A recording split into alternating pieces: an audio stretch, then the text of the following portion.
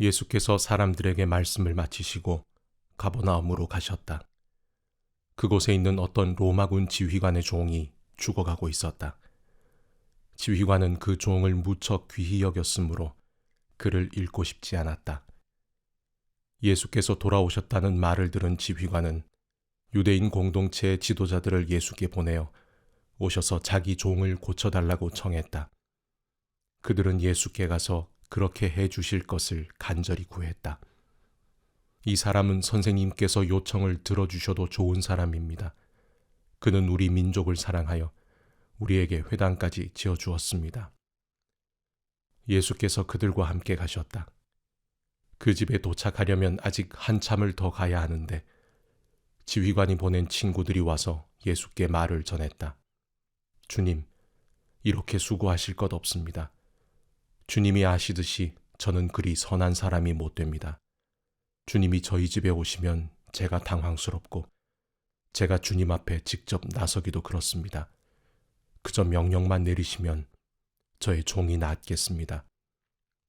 저도 명령을 받고 내리기도 하는 사람입니다. 제가 한 병사에게 가라고 하면 가고 다른 병사에게 오라고 하면 옵니다. 그리고 저의 종에게 이것을 하라고 하면 합니다. 예수께서 크게 놀라시며 동행한 무리에게 말씀하셨다. 하나님이 알고 그분이 일하시는 방식을 훤히 알아야 마땅한 이스라엘 백성 중에서도 이렇게 단순한 믿음은 아직 보지 못했다. 말을 전하러 온 사람들이 집에 돌아가 보니 종이 다 나아 있었다. 얼마 후에 예수께서 나인이라는 마을로 가셨다. 제자들과 꽤 많은 무리가 그분과 함께 있었다. 그들이 마을 어귀에 다다랐을 때 장례 행렬과 마주쳤다. 한 여자의 외아들을 묻으러 가는 행렬이었다. 죽은 아들의 어머니는 과부였다.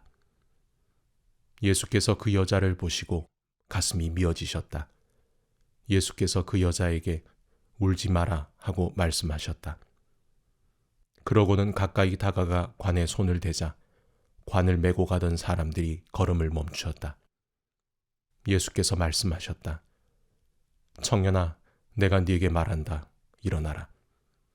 그러자 죽었던 아들이 일어나 앉아 말을 하기 시작했다. 예수께서 그 아들을 어머니에게 돌려주셨다.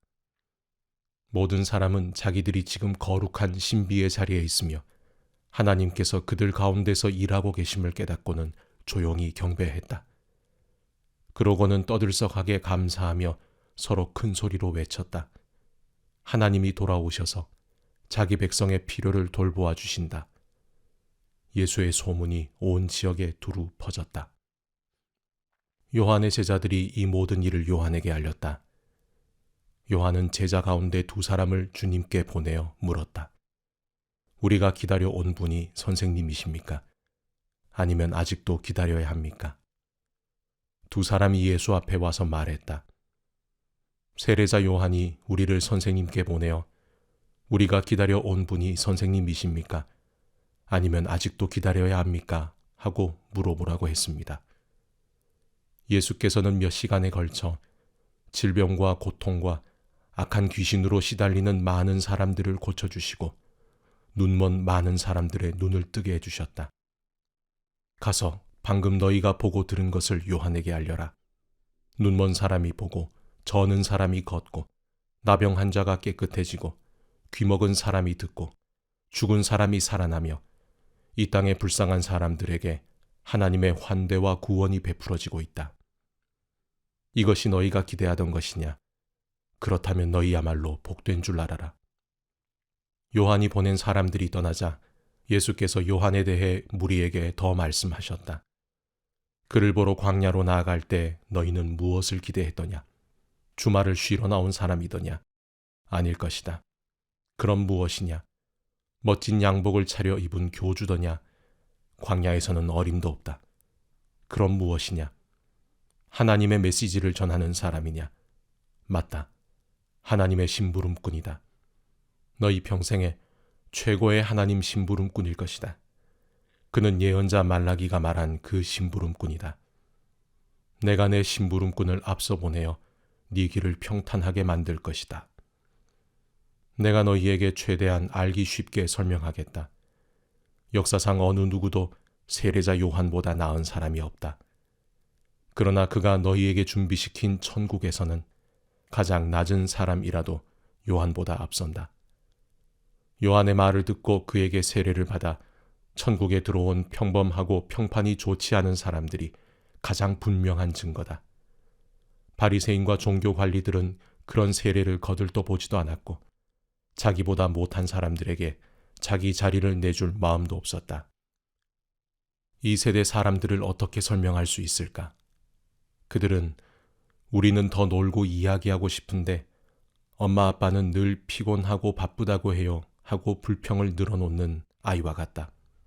세례자 요한이 와서 금식하니 너희는 그가 미쳤다고 했다.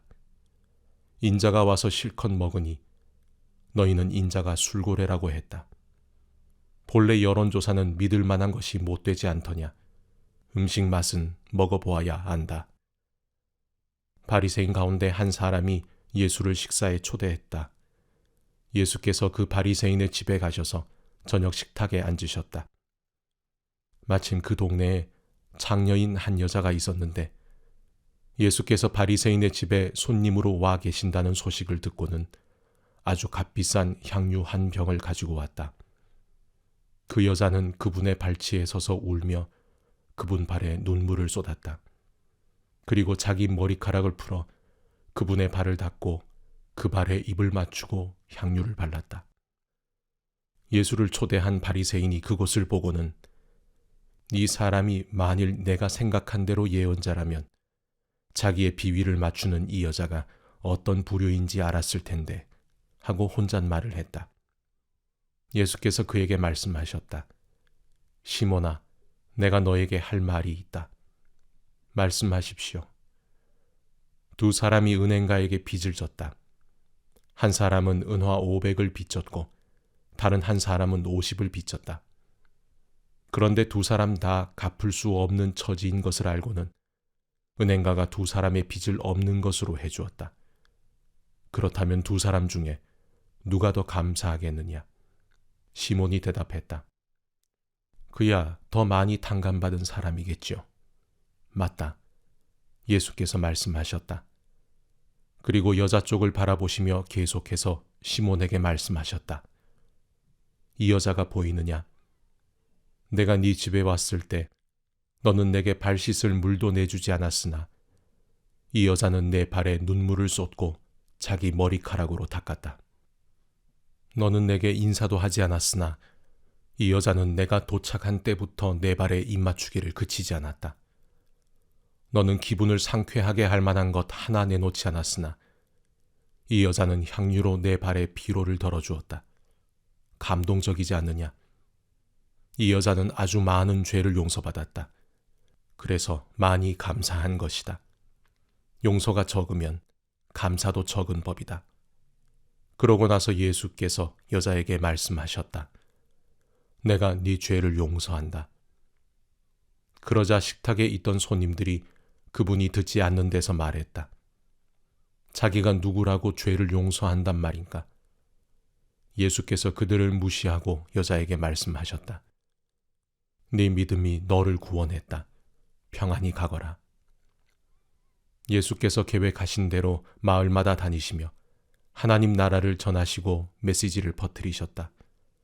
12 제자가 그분과 함께 했다. 일행 중에는 여러 악한 귀신의 괴롭힘과 질병에서 나은 여자들도 있었다.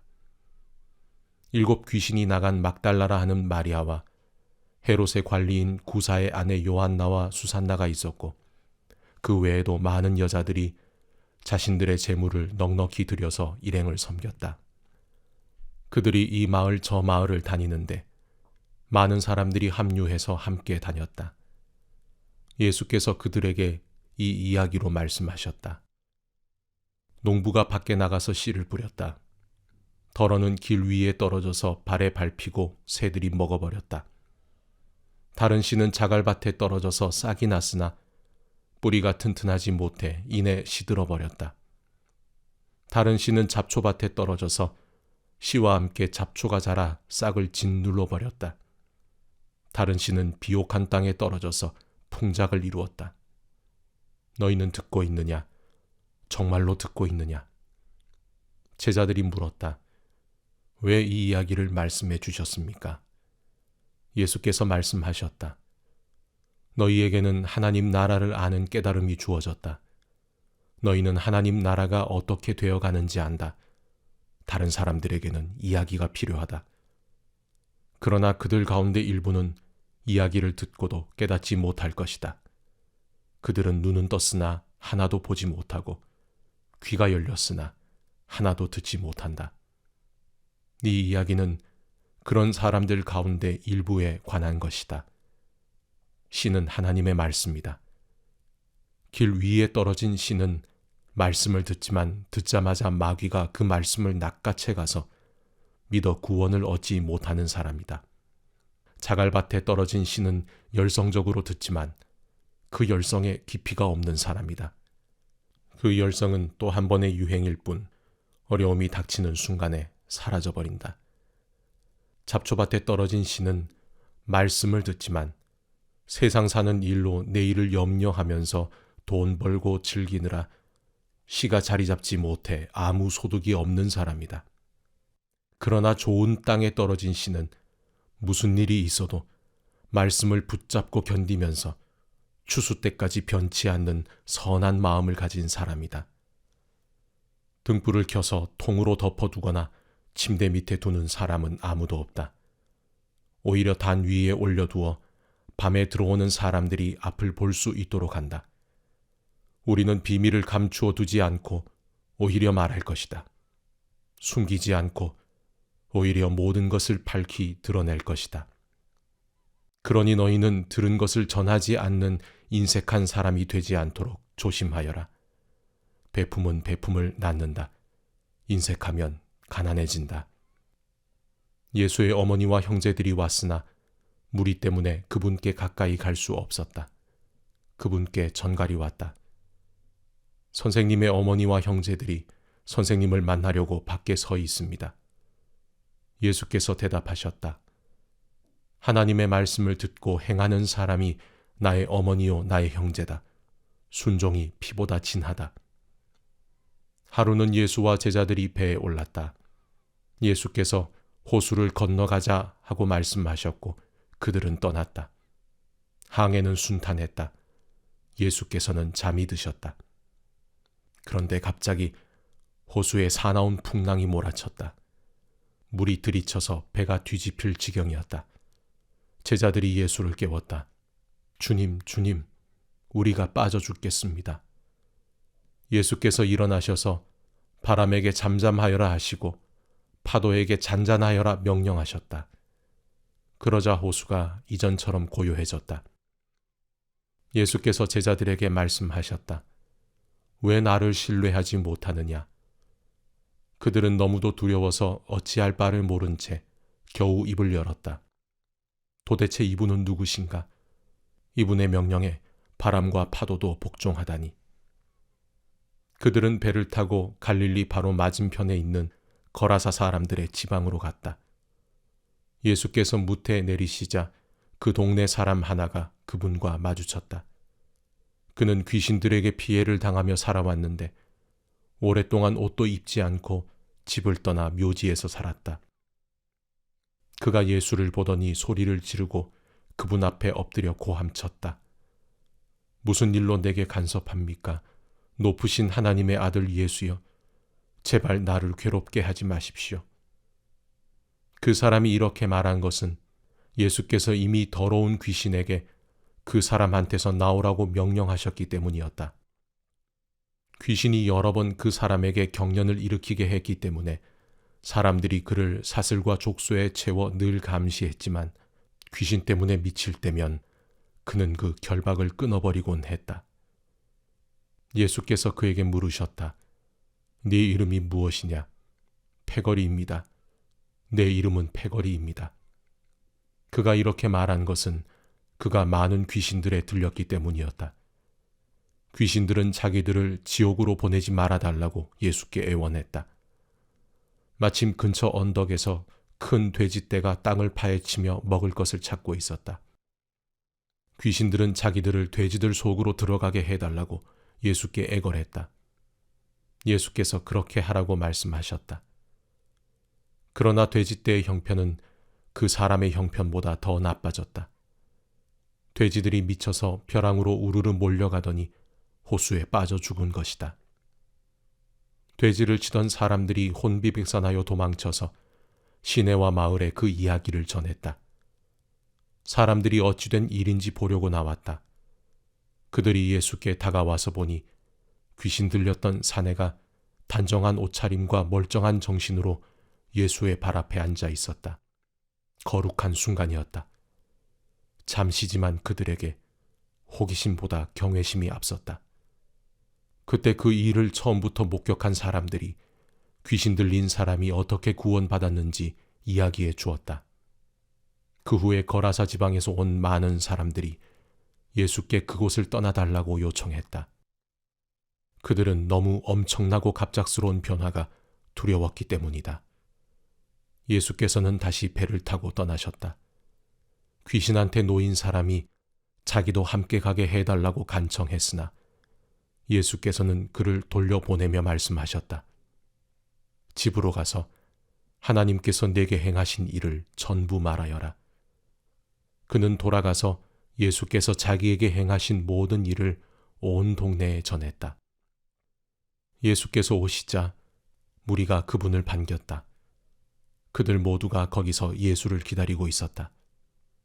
그때 야이로라는 사람이 예수께 다가왔다.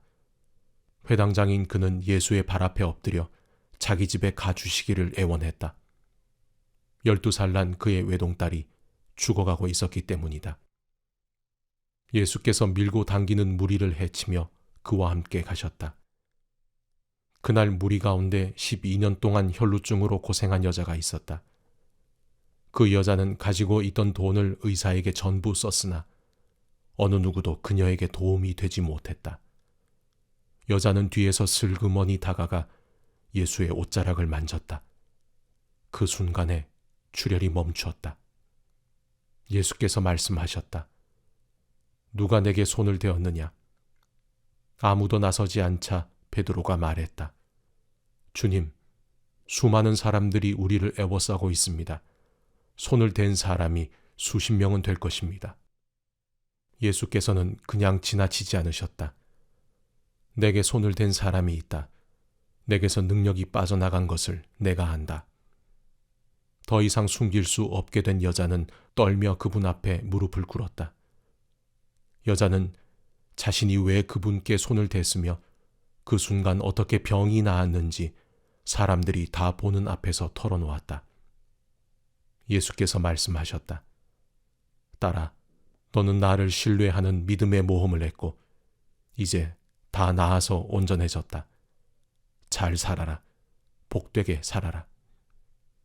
예수께서 아직 말씀하시는 중에 회당장의 집에서 사람이 와서 회당장에게 말했다. 따님이 죽었습니다. 이제 선생님을 괴롭게 해드릴 일이 없습니다. 예수께서 그 말을 들으시고 말씀하셨다. 당황하지 마라. 나만 신뢰하여라. 그러면 다 잘 될 것이다. 집으로 들어가며 예수께서는 베드로와 요한과 야고보 그리고 아이의 부모 외에는 아무도 들어오지 못하게 하셨다. 사람들이 모두 아이 때문에 울며 불며 슬퍼하고 있었다. 예수께서 말씀하셨다. 울지 마라. 이 아이는 죽은 것이 아니라 자고 있다. 사람들은 아이가 죽은 것을 알고 있었으므로 그분을 비웃었다. 예수께서 아이의 손을 붙잡고 외치셨다. 내 사랑하는 아이야, 일어나라. 아이는 곧바로 일어나서 다시 숨을 쉬었다.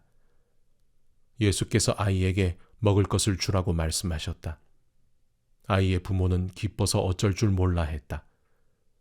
예수께서는 이 일을 알리지 말라고 그들에게 엄히 명하셨다. 이 방에서 일어난 일을 아무에게도 말하지 마라. 예수께서 12제자를 부르셔서 그들에게 모든 귀신을 다루고 병을 고치는 권세와 능력을 주셨다. 예수께서 하나님 나라의 소식을 전하고 병자를 고치는 일을 제자들에게 맡기셨다.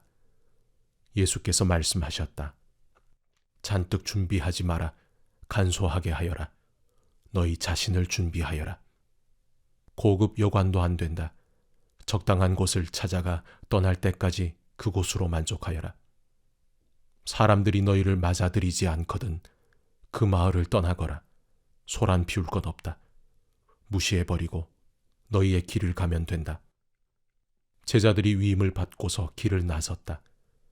그들은 이 마을 저 마을로 다니면서 하나님의 최신 소식, 곧 메시지를 전했고 가는 곳마다 사람들을 고쳐주었다. 통치자 헤롯은 이런 일들이 진행된다는 이야기를 듣고서 어떻게 받아들여야 할지 몰랐다. 요한이 죽은 자들 가운데에서 살아났다고 말하는 사람들도 있고 엘리야가 나타났다고 말하는 사람들도 있고 또 옛 예언자가 출현했다고 말하는 사람들도 있었다. 헤롯은 말했다. 하지만 요한은 내가 목을 베어 죽였다. 그런데 계속해서 내 귀에 이야기가 들려오는 이 사람은 누구냐? 궁금한 마음에 헤롯은 예수가 활동하는 모습을 볼 기회를 노렸다. 사도들이 돌아와서 자기들이 한 일을 보고했다. 예수께서는 그들만 따로 데리고 벳세다라 하는 마을 근처로 가셨다. 그러나 무리가 눈치를 채고 따라왔다. 예수께서는 그들을 너그럽게 맞아주셨고 하나님 나라에 대해 말씀해 주셨다. 또한 치유가 필요한 사람들을 고쳐주셨다. 날이 저물자 12 제자가 말했다. 무리를 보내서 근처 농가나 마을에서 하룻밤 묵을 곳과 먹을 것을 구하게 해야겠습니다. 여기는 인저가 없는 외딴 곳입니다. 너희가 그들에게 먹을 것을 주어라. 예수께서 말씀하셨다. 제자들이 말했다.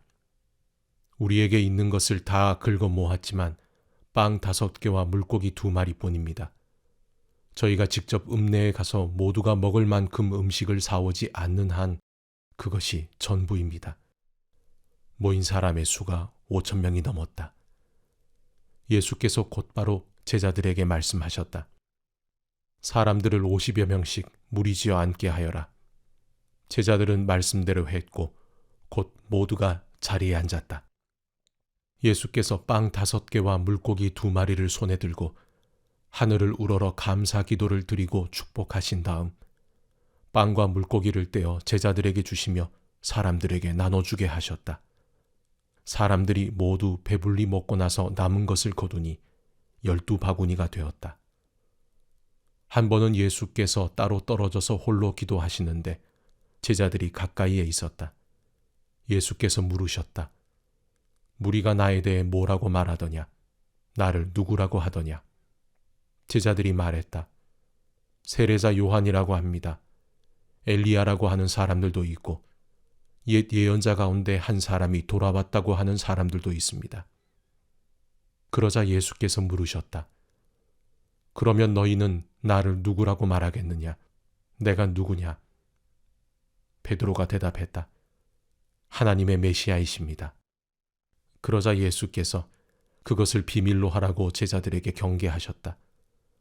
베드로가 한 말을 아무에게도 이야기하지 말라고 말씀하셨다.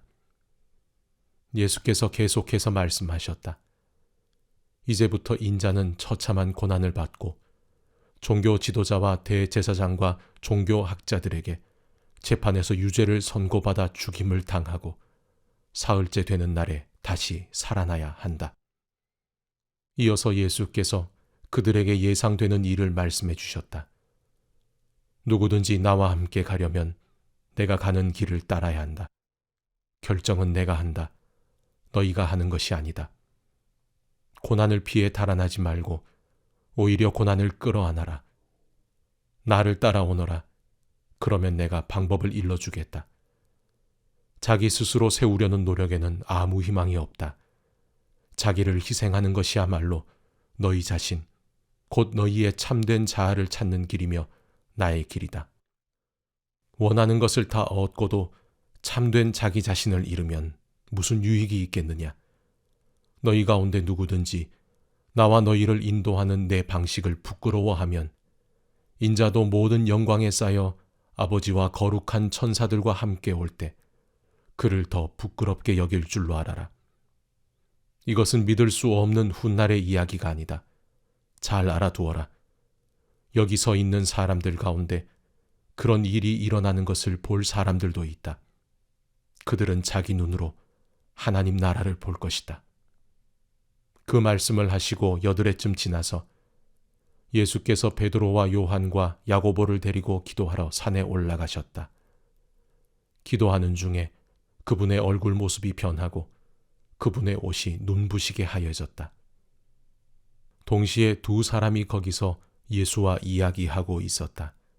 알고 보니 그들은 모세와 엘리야였다. 그들의 모습이 몹시 영광스러웠다.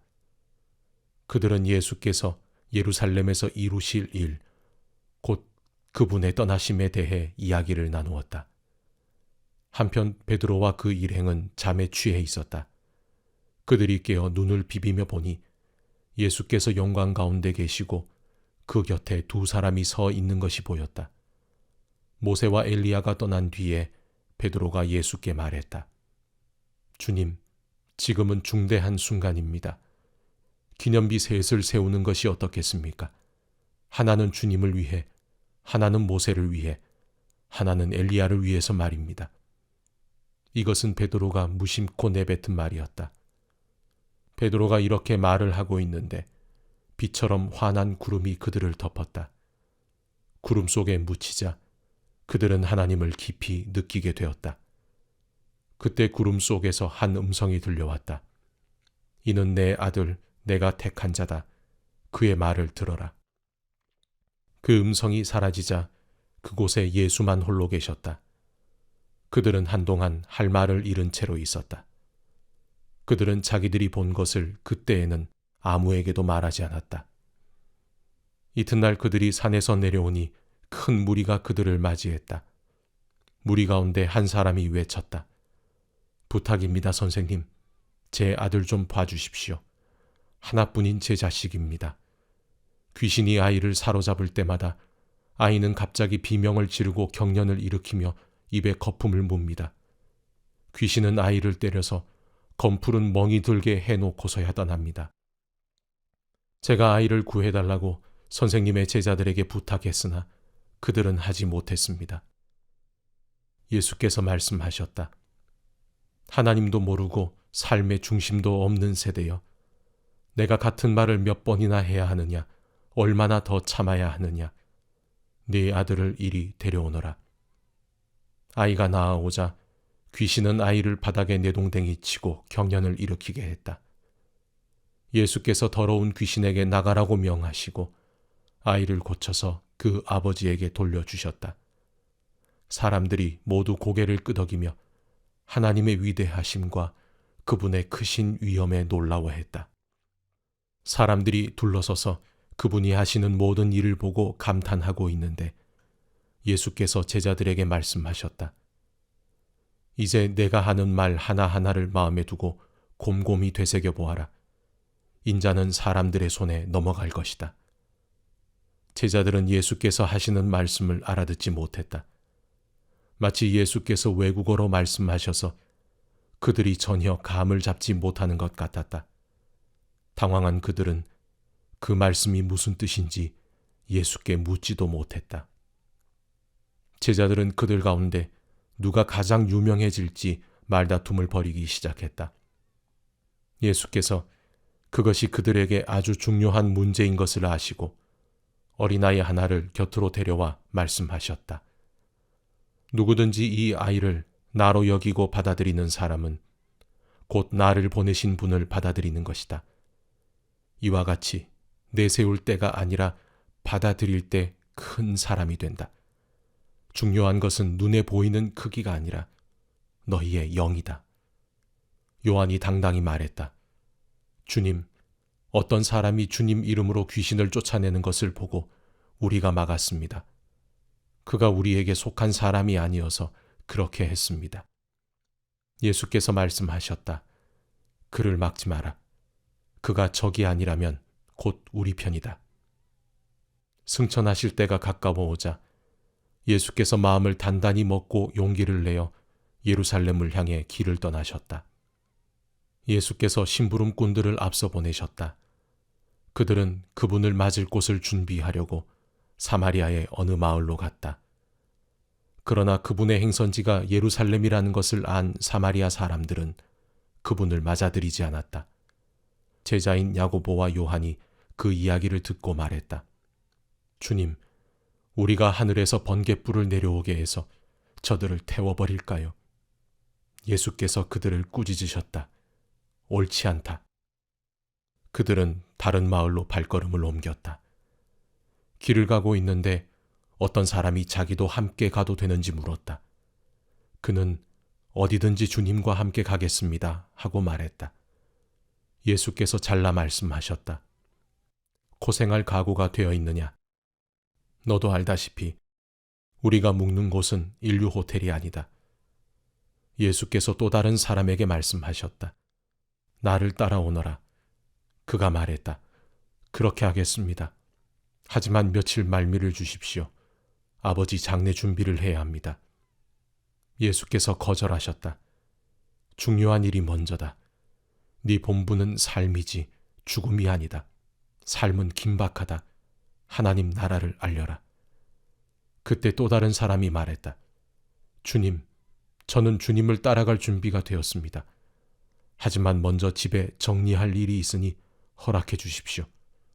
예수께서 말씀하셨다. 머뭇거리지 마라. 뒤돌아보지도 마라. 하나님 나라를 내일로 미룰 수는 없다. 오늘 기회를 잡아라.